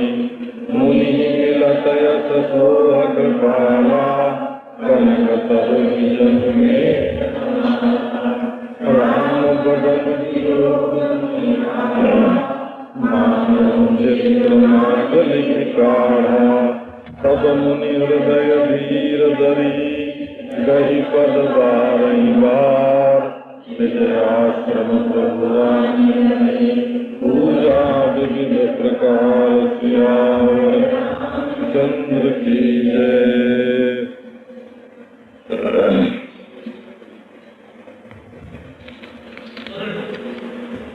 सकल मुनि के आश्रमन ही जाय जाय सुख दे। अब महात्माओं को बुलाना नहीं पड़ता था कि प्रभु हमारे आश्रम पर पधारो, कुटिया पर पधारो। सबके आश्रम में स्वयं ही जाते थे। इसी के लिए तो वन में आए हैं, और जा जा करके सबको सुख देते थे। अब यहाँ दान तो कर नहीं सकते, कपड़े नहीं दे सकते, रुपए नहीं दे सकते, तो सबको जा जाके सुख का दान करते हैं, क्योंकि प्रभु जहाँ जाते हैं वहाँ देते हैं। अब इसी बीच में अगस्त्य ऋषि के जो शिष्य हैं सुतीक्ष्ण जी, उनके प्रेम का प्रसंग बताते हैं। तो मुनि अगस्तिकर शिष्य सुजाना, गुरु प्रभावशाली है ये पहले बताते हैं। इसका अभिप्राय है कि शिष्य भी योग्य होना चाहिए, पर शिष्य तो महाराज कई बड़े बड़े अयोग्य हो जाते हैं। इसलिए शिष्य की भी महिमा बताई कि वो सुजान है। सुजान है माने समझदार है। अगस्त्य तो मुनि है, महात्मा है, और उनके बहुत से शिष्य हैं, उनमें ये सुजान है। इसका नाम है सुतीक्ष्ण, और भगवान के चरणों में इसकी रति है तीक्ष्ण रति है। बुद्धि भी तीक्ष्ण है और रति भी तीक्ष्ण है, तीव्र रति है। ये मन से, कर्म से, वचन से राम के चरणों का सेवक है, और स्वप्न में भी ये दूसरे देवता का भरोसा नहीं रखता है। माने अनन्यता की व्याख्या ये की कि वो प्रणाम तो सबको करता है, पूजा सबकी करता है, विनय सबकी करता है, परंतु विश्वास जो है वो अपने स्वामी, अपने इष्ट देव का ही है। सपने हूँ आन देव कै भरोस न, स्वप्न में भी दूसरे देवता का भरोसा नहीं है। ये उसकी अनन्यता बताई। तो गुरु के वजह से भी प्रभावशाली है, अपनी बुद्धिमत्ता की वजह से भी प्रभावशाली है, क्योंकि सुजान तो वही है ना, राम स्नेह सरस मन जासु, साधु सभा बड़ा आदर तासु। और नाम भी उसका बढ़िया है सुतीक्ष्ण, और भगवान में रति भी है। तो ये सब देखो बाहर से भीतर गया। गुरु सुंदर हुआ, शिष्य सुंदर हुआ, नाम सुंदर हुआ, और उसका हृदय भी सुंदर हुआ, क्योंकि उसमें भगवान की प्रीति है। अब उसकी जो क्रिया है वो भी सुंदर है, मनसा कर्मणा वाचा रामचंद्र के चरण का सेवक है, और अनन्य है, दूसरे किसी का भरोसा उसके अंदर नहीं है। प्रभु आगमन श्रवण सुनि पावा। अब उसने कान से सुन लिया कहीं कि रामचंद्र आ रहे हैं। ये पता नहीं लगाया कि किस रास्ते आ रहे हैं, कब आ रहे हैं, कहाँ से आ रहे हैं, आए रहे हैं कि नहीं आ रहे हैं। ये सब जांच पड़ताल करने का काम उसने अपने सिर पर नहीं लिया, कान से सुना कि आ रहे हैं। अब करत मनोरथ आतुर धावा, उसके हृदय में मनोरथों की बाढ़ आ गई। अभिलाष नाम की जो दशा है, इसको अभिलाषा बोलते हैं। वो भगवान से मिलन की, भगवत प्राप्ति की लालसा, अभिलाषा उसके चित्त में आई, उदय हुई। तरह तरह का अभिलाष उसके मन में आ रहा है। ये करत मनोरथ आतुर धावा, ये पहली दशा है अभिलाषा की दशा। हे विधि दीन बंधु रघुराया, मुँह से सठ पर करी ही दाया। अब उसके मन में दूसरी दशा चिंता का उदय हुआ कि बाबा विधाता की तो सब जगह चलती है। हे विधाता, दीन बंधु रघुराई भगवान श्री रामचंद्र मेरे सरीखे सठ पर दया करेंगे क्या? कब वो अपने को सठ मानते हैं, क्योंकि सठ जो होता है, सठ माने स्वार्थी, कृपण। तो वो जो सठ है वो स्वामी के हृदय में शूल के समान चुभता है, बड़ा स्वार्थी होता है। वो हर समय अपना स्वार्थ ही चाहता है। तो सुतीक्ष्ण जी दैन्यवश विनय बस अपने को सठ मान रहे हैं और कहते हैं कि मैं दया का पात्र तो नहीं हूँ, परंतु वे कभी मेरे ऊपर दया करेंगे क्या? ये चिंता की दशा है। शायद करें, शायद न करें, तो बड़ी चिंता हो रही है कि दया करेंगे क्या। अब इसके बाद कहते हैं कि लक्ष्मण जी के साथ हमारे मालिक श्री राम जी क्या मुझे अपना सेवक समझ करके हमसे मिलेंगे? अब ये विह्वल हो गए, उनके लिए विह्वल हो गए। और मोरे जी भरोस दृढ़ नाही, भगति विरति न ज्ञान मन माही। वो भगवान कहते हैं कि वो तो हमारे स्वामी हैं और अनुज के साथ आ रहे हैं, तो क्या हमसे मिलेंगे क्या? अब ये स्मरण कर रहे हैं भगवान रामचंद्र का, ये स्मरण की दशा है। हो ये तीसरी दशा है। और चौथी दशा में भगवान के गुण का वर्णन कर रहे हैं कि भगति विरति न ज्ञान मन माही। मेरे अंदर तो न भक्ति है, न वैराग्य है, न ज्ञान है, मेरे मन में तो कुछ नहीं है। तो मेरे मन में तो पूरा भरोसा नहीं होता, वे अपनी कृपा से ही मिलें तो मिलें, और नहीं तो उनके मिलने की तो कोई साधना अपने पास नहीं है। मिली है निज सेवक की नाई। तो सही तरह अनुज मोहि राम गोसाई, ये स्मरण की दशा है। और वे मेरे साथ सेवा, अपने सेवक की तरह हमसे मिलेंगे कि नहीं मिलेंगे, ये उनके गुण का कथन है कि जरूर सेवक से मिलेंगे। फिर पांचवी दशा उद्वेग की हुई कि मोरे जी भरोस दृढ़ नाही, भगति विरति न ज्ञान मन माही। साधन तो अपने अंदर है ही नहीं, तो वो हमको मिलेंगे कैसे? तो अब कहते हैं कि नहीं सत्संग जोग जप जागा। सब भगवान की प्राप्ति के लिए भक्ति चाहिए, वैराग्य चाहिए और ज्ञान चाहिए। और सत्संग, योग, जप, यज्ञ और उनके चरण कमलों में दृढ़ अनुराग, ये सब जो है उनको चाहिए है। ये सब साधन होए तब भगवान मिलते हैं। परंतु ये तो देखने में आता है कि हमारे अंदर कोई साधन नहीं। बड़ा उद्वेग हो रहा है चित्त में, नहीं सत्संग जोग जप जागा, हमारे अंदर तो कुछ नहीं है और उनके चरण कमलों में दृढ़ अनुराग भी नहीं है। लेकिन वो कैसे मिलेंगे? बोले एक उनके स्वभाव का ही भरोसा है। एक बान करुणा निधान की, सो प्रिय जाके गति नयान की। करुणा निधान की एक ही बान है, ये उनकी आदत है। जैसे आदमी अपनी आदत से लाचार होता है, वैसे भगवान जो है वो मानो अपनी आदत से लाचार हो में। कब वो उनकी आदत क्या है करुणा निधान की कि जिसको दूसरे की गति नहीं होती उसके वो उनको बहुत प्यारा होता है। सो प्रिय जाके गति न आन की, जिसको दूसरे की गति नहीं है कब वो महाराज वो उनको बहुत प्यारा लगता है। तो उद्वेग के बाद उनके चित्त में ये प्रलाप की दशा का उदय हुआ। जो मौज में आई सोई बोल रहे हैं।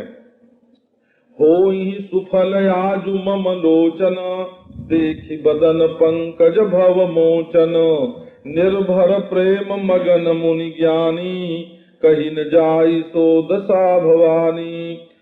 सोचते हैं कि आज मेरे नेत्र सफल होंगे, क्योंकि अपने इष्ट देव के दर्शन के बिना नेत्र सफल नहीं होते। तो कैसे सफल होंगे कि भगवान के मुखारविंद का दर्शन करके। मुखारविंद कैसे हैं कि संसार के बंधन से छुड़ाने वाले हैं, इसलिए उनको भव बंध विमोचन कहते हैं। तो ऐसा प्रेम में निर्भर प्रेम मगन मुनि ज्ञानी, प्रेम का ऐसा प्रवाह फूट पड़ा कि उसमें ये ज्ञानी मुनि जो हैं ये मग्न हो गए, डूब गए। अब उनकी दशा का वर्णन नहीं किया जा सकता, जैसे उन्माद दशा को वे प्राप्त हो गए हों। दिशि अरु विदिशि पंथ नहीं सूझा, को मैं चलूं कहाँ नहीं बूझा, कबहू क फिर पीछे पुनि जाई, कबहू क नृत्य करई गुन गाई। अब उनको दिशा कौन सी है, कौन उत्तर है, कौन दक्षिण है, कौन पूरब है, कौन पश्चिम है। और विदिशी माने विदिशा, कोने नहीं सूझते हैं। न उत्तर आदि न दक्षिण उत्तर पूरब पश्चिम दिशाएं सूझती हैं और न तो कोने सूझते हैं। माने जैसे अंधे हो गए और रोग हो गया हो। और को मैं चलूं कहाँ नहीं बूझा, मैं कौन हूँ कहाँ हूँ का ये व्याधि दशा के बाद अपने आप को भी भूल गए। कबहू क फिर पीछे पुनि जाई, कभी पीछे फिर जाते हैं और कभी गुणगान करके नृत्य करते हैं। जड़ता संचारी दशा जो है वो उनको प्राप्त हो गई, कभी कुछ। अब ये ख्याल ही नहीं कि हमको भगवान के पास भी चलना है।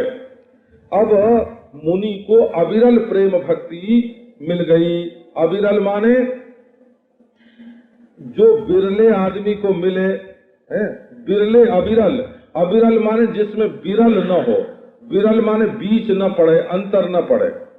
जैसे एक आदमी भगवान का स्मरण करने बैठा तो एक बार भगवान की याद आई, फिर दुकान की याद आई, एक बार भगवान की याद आई, फिर बेटे की याद आई।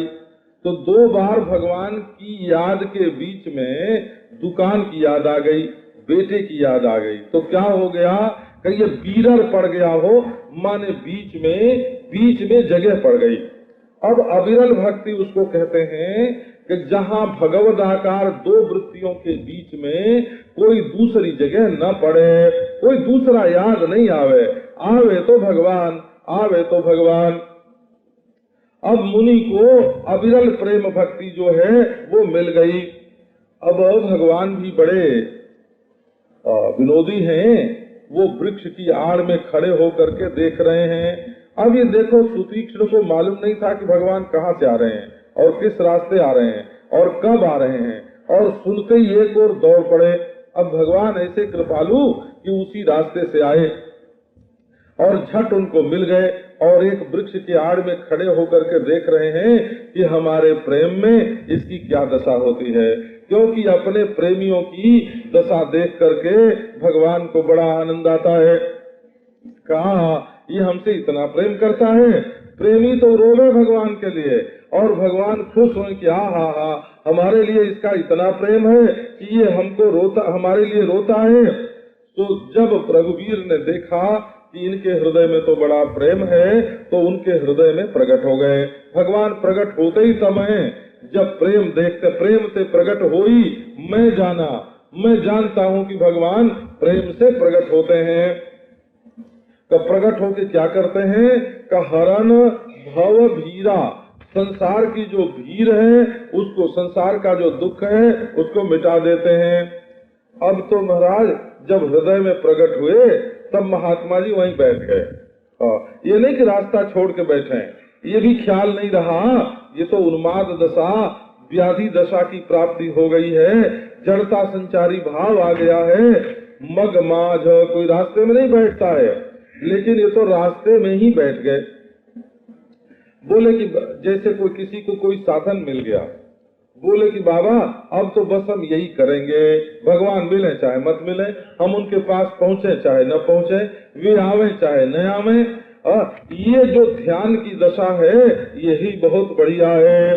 पुलक शरीर पनस फल जैसा, अब पनस का जैसा फल होता है, फणस जैसे बोलते हैं ना, ये संस्कृत में पनस, पनस शब्द है वो कटहल बोलते हैं। तो जैसे कटहल के फल में कांटे होते हैं, कांटे वो फल में ही कांटे होते हैं, ऐसे उनके शरीर के एक एक रोए जो हैं वो खड़े हो गए। अब रामचंद्र जी ने देखा कि बाबा ये बड़ा जबरदस्त भक्त है, ये हमारे पास आने वाला नहीं है, हमको इसके पास जाना पड़ेगा। तब रघुनाथ उनके निकट चले आए और उनकी दशा देख करके बड़े ही प्रसन्न हुए। भगवान जो हैं देखी दशा निज जन मन भाए, दशा देख करके प्रेम की, ये दशा देख करके अपना जो जन है वो उनको बहुत बढ़िया लगा कि वाह वाह ये हमारा कैसा भक्त है। अब रामचंद्र सामने खड़े और बारंबार जगा रहे हैं कि सुतीक्ष्ण मुनि उठो, मैं तुम्हारे सामने खड़ा हूँ। तो जागन ध्यान जनित सुख पावा, ध्यान में ऐसा आनंद आया कि अब ध्यान टूटते ही नहीं है, जागते ही नहीं है। ऐसी निष्ठा साधन में होनी चाहिए मनुष्य की कि वो साधन को पकड़ करके ऐसा बैठ जाए जैसे पार्वती जी बैठ गईं। जन्म जन्म लगी रगड़ हमारी, कब बरो शंभु न तू रहो कुमारी।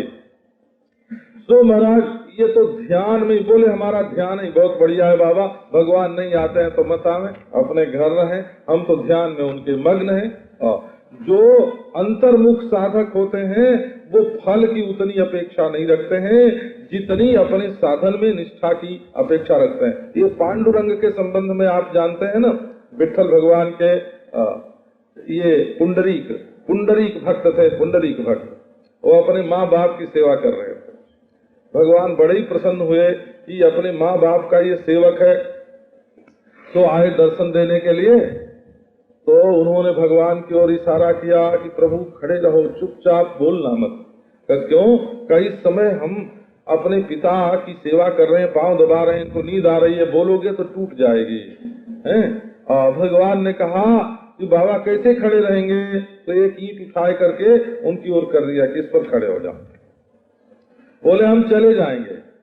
तो उन्होंने कहा कि अच्छा चले जाओगे तो अगर सेवा हमारे पास रहेगी, जिस सेवा से प्रसन्न होके तुम आए हो वो सेवा मैं करता रहूंगा तो फिर लौट के आओगे ना, फिर आना पड़ेगा तुमको दोबारा, इसलिए अभी खड़े रहो, है ना। सो भगवान ईंटे पर खड़े रह गए हो। यही पांडुरंग रूप, विठ्ठल रूप यही है भगवान का। तो मनुष्य की सेवा में निष्ठा हो तो भगवान उसके पास अपने आप ही आ जाते हैं। जागन ध्यान जनित सुख पावा, अब ध्यान में सुख आया और ये जागते ही नहीं है। लेकिन भगवान तो उनको प्रत्यक्ष का सुख देना चाहते हैं, केवल मानसिक सुख नहीं, प्रत्यक्ष का सुख देना चाहते हैं, इसलिए जगाते हैं कि उठो उठो। तो भूप रूप तब राम दुरावा, हृदय चतुर्भुज रूप दिखावा। रामचंद्र ने उनके हृदय में से भूप रूप जो है, ये महात्मा लोग जो हैं वो प्रायः भगवान के राज्याभिषेक का जो रूप है ना उसका ध्यान करते हैं। तो वो रूप आ गया था सुतीक्ष्ण मुनि के हृदय में, उसको छिपा दिया भगवान ने और उसकी जगह पर चतुर्भुज रूप प्रकट कर दिया। असल में भगवान के 2 हाथ के, 4 हाथ के, 6 हाथ के, 8 हाथ के, 10, 12, 16, 18 कई प्रकार के रूप होते हैं। एक ही भगवान के सब रूप होते हैं, लेकिन किसी रूप में किसी की और किसी रूप में किसी की निष्ठा होती है। तो भूप रूप तब राम दुरावा, हृदय चतुर्भुज रूप दिखावा। इनकी निष्ठा है द्विभुज रूप में और भगवान ने हृदय में चतुर्भुज रूप दिखा दिया। निष्ठावान पुरुष के लिए रूप का बदल जाना भी बड़ा महत्वपूर्ण है। हो एक रूप में पहले निष्ठा थी और दूसरे रूप में हो गई महाराज। कई लोग तो फोटो ही बदलते रहते हैं रोज, बोला। तो मुनि अकुलाई उठा तब कैसे। अब महात्मा जो है ये व्याकुल होकर के कैसे उठे। कभी कलहीन मणि फनि बर जैसे, जैसे मणि के बिना व्याकुल होकर के सांप जो है वो उठ खड़ा छटपटाने लग जाए वैसे। अब उन्होंने देखा कि सामने श्याम शरीर रामचंद्र हैं। इसका मतलब ये हुआ कि ये जो विष्णु प्रकट हुए थे ये श्याम नहीं थे, राजा भी नहीं थे, द्विभूप रूप भी नहीं था, द्विभुज भी नहीं थे और श्याम वर्ण भी नहीं थे। क्योंकि त्रेता में भगवान का जो वर्ण है वो पीत वर्ण माना हुआ है। तो वो भगवान ने अब क्या किया, चतुर्भुज रूप की जगह द्विभुज रूप और नारायण रूप की जगह भूप रूप और पीत वर्ण की जगह श्याम वर्ण प्रकट कर दिया। आगे देखी राम तनु श्यामा, शरीरधारी श्याम वर्ण के रामचंद्र हैं। सीता अनुज सहित, सीता भी हैं, अनुज भी हैं, परिवार सहित हैं। छोटे भाई और श्रीमती जानकी जी, ये तीनों को देख करके देखो, किसी को प्रसन्न करना हो ना तो सांगाय सायुधाय सपरिवाराय, उसके अंग को, उसके आयुध को, उसके परिवार को भी प्रसन्न करना। तो भगवान को प्रसन्न करना हो तो श्री जानकी जी भी प्रसन्न होनी चाहिए, लक्ष्मण जी भी प्रसन्न होना चाहिए। नहीं तो यदि कोई इनमें से कोई महाराज जरा आंख टेढ़ी कर दे तो रामचंद्र को दुविधा हो जाएगी ना, दुविधा हो जाएगी कैसे करें इसके साथ। तो परेउ लकुटई व चरण न लागी, प्रेम मगन मुनि बर बड़ भागी। वो जैसे कोई पतली सी छड़ी गिर पड़े वो ऐसे भगवान श्री रामचंद्र के चरणों में, चरणों के छूते हुए और गिर पड़े धरती पर। ये गोस्वामी जी महाराज जहाँ कोई हृष्ट पुष्ट व्यक्ति प्रणाम करता है वहाँ कहते हैं दंडैव, डंडे की तरह गिरा। और जब कोई दुबला पतला प्रणाम करता है तो लकुटैव बोलते हैं। ये इन्होंने ये मर्यादा ही बना ली है। जहाँ जहाँ ऐसा प्रसंग है उसको आप देखेंगे। जब शतरूपा और मनु के सामने भगवान प्रकट हुए तो हृष्ट पुष्ट तनु भयो सुहाए, वो हृष्ट पुष्ट हो गए। और हृष्ट पुष्ट जब हो गए तो परेउ दंडैव गई पद पानी, डंडे की तरह गिरे, है ना। और जब यहाँ तो ये सुतीक्ष्ण मुनि जो है ना प्रेमी है। प्रेमी लोग प्राय दुबले होते हैं हो, और मस्त लोग जो हैं वो मोटे हो जाते हैं।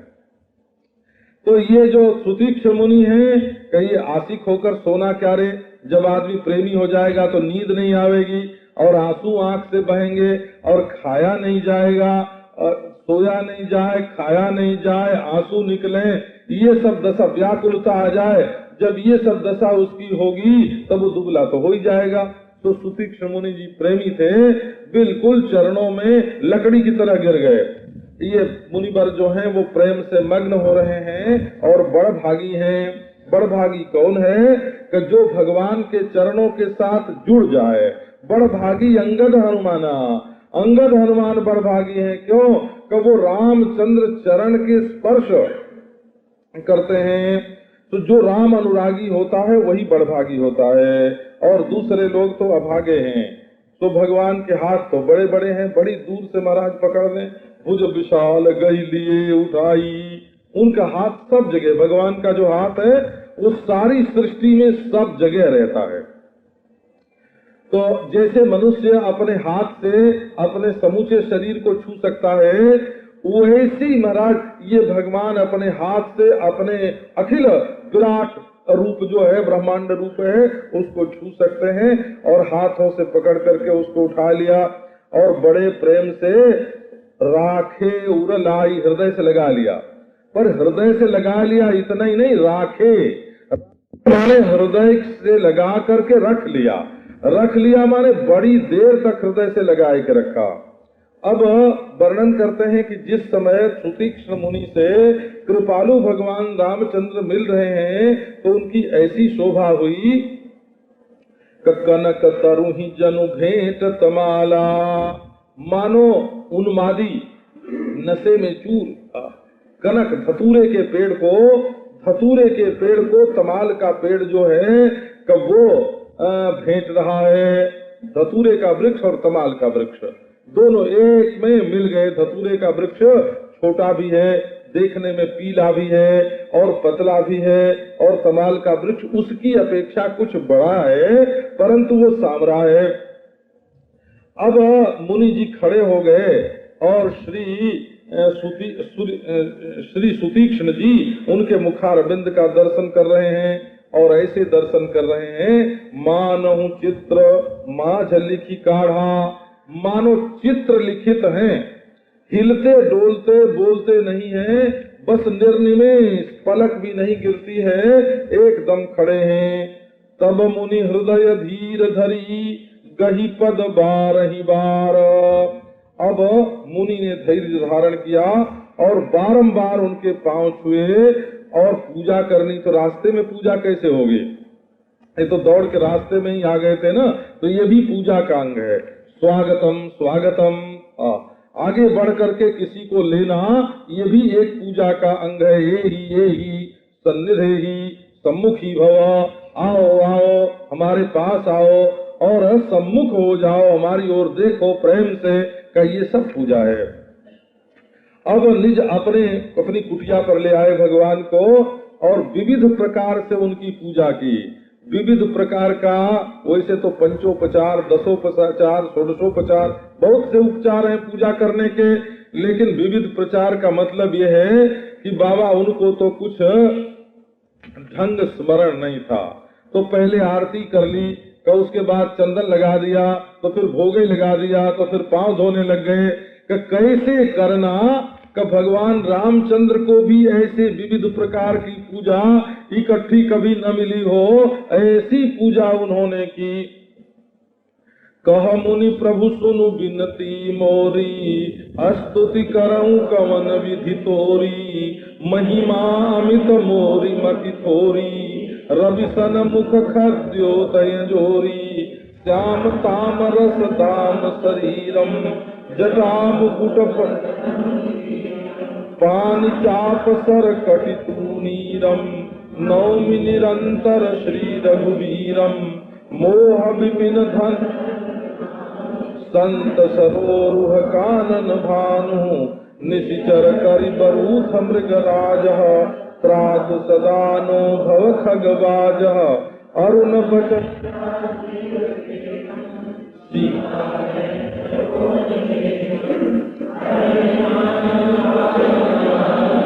नौमि राम उरबाहु विशालम, संशय सर्पग्रसनौरगादः, समन सुकर्कश तर्क विषादः, भवभञ्जन रञ्जन सुरजूथः, त्रातु सदानो कृपा बरूथः, निर्गुण सगुण विषम समरूपम्, ज्ञान गिरागोतीत मनूपम्, अमलमखिलमनवद्यमपारम्, नौमि राम भंजन महिवारम्, भक्त कल्प पादपयारामः, तर्जन क्रोध लोभ मद कामः, अतिनागर भव सागर सेतुः, त्रातु सदा दिनकर कुल केतुः, अतुलित भुज प्रताप बल धामः, कलिमल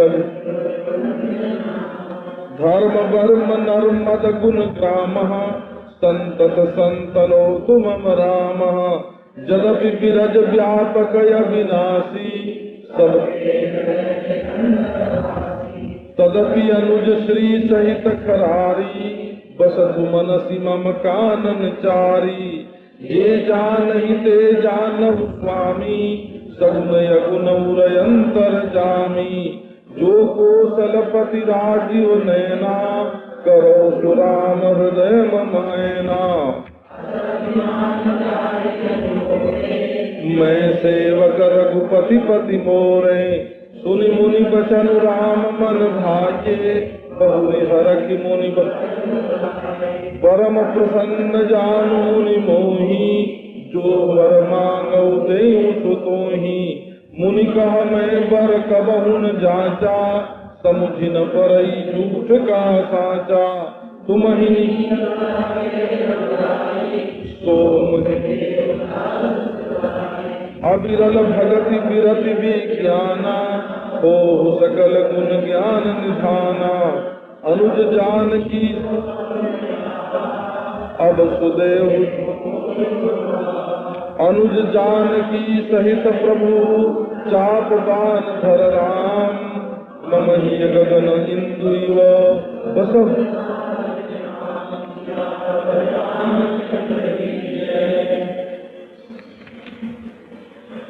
मुनि ने कहा कि हे प्रभु, आप मेरी विनती सुनिए।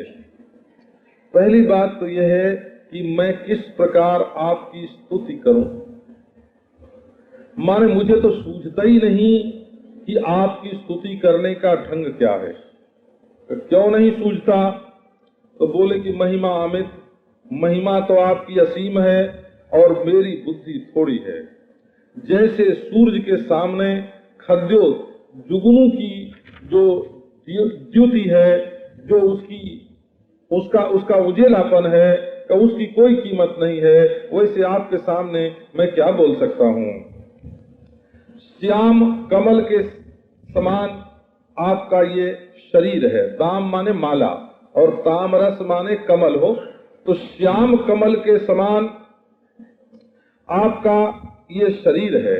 माने श्याम कमल के समान कोमल, पानीदार, जिसमें छवि, लावण्य, कांति झिलमिल झिलमिल झलक रही है। और सिर पर जटा का मुकुट है और बलकल मुनियों का जो चीर है वो आपका परिधान है। परिधान है माने पहनने की वस्तु है। और हाथ में धनुष और बाण है और कटी में तुणीर है। ऐसे श्री रघुवीर को मैं निरंतर नमस्कार कर रहा हूँ। ये मोह का जो जंगल है बड़ा घना, उसको जलाने के लिए आप अग्नि स्वरूप हैं। और जो संत रूपी कमल का वन है उसको खिलाने के लिए आप सूर्य रूप हैं। और जो निश्चर रूप हाथियों का झुंड है उसके लिए आप सिंह रूप हैं। और ये जो भव रूपी जो पक्षी है उसको पकड़ने के लिए आप बाज रूप हैं। आप सदा हमारी रक्षा करें। और अरुण नयन राजीव सुबेशम, आपके जो नेत्र कमल हैं वो रत्नारे हैं। अरुण है माने रत्नारे हैं, लाल लाल। एक तो गुस्से में लाली आती है हो, तो गुस्से में जो लाली आती है वो बड़ी तीक्ष्ण होती है। वो कमल के समान कोमल नहीं होती है, वो तांबे की तरह की होती है। जो गुस्से में लाली होती है उसका रंग होता है तांबे की तरह। और प्रेम में जो लाली होती है वो रत्न की तरह होती है। और कोमलता और रसीलापन को सूचित करने के लिए उसको रक्त कमल बोलते हैं। और बड़ा सुंदर वेश है। और सीता के नेत्र रूपी चकोर के लिए तो आप चंद्रमयी हैं। और हर हृदय श्री शंकर भगवान के हृदय मानस सरोवर के लिए आप बाल मराल रूप हैं। और आपका वक्षस्थल और बाहु दोनों बड़े विशाल हैं। हम आपको नमस्कार करते हैं। संशय सर्प ग्रसन उरगादः, ये संस्कृत नहीं है। ऐसा नहीं समझना कि ये संस्कृत भाषा है। बोला, ये संस्कृत भाषा नहीं है। ये तो एक महात्मा बोल रहे हैं और प्राकृत ग्रंथ में, हिंदी ग्रंथ में उसको लेना है तो संस्कृतवत इसका रूप बना दिया है, पर वस्तुतः ये संस्कृत नहीं है। संशय सर्प ग्रसन उरगादः, संशय रूपी सर्प को ग्रसने के लिए गरुड़ के समान है। और तर्क सुकर्कश तर्क रूप विषाद को आप शांत करने में यमराज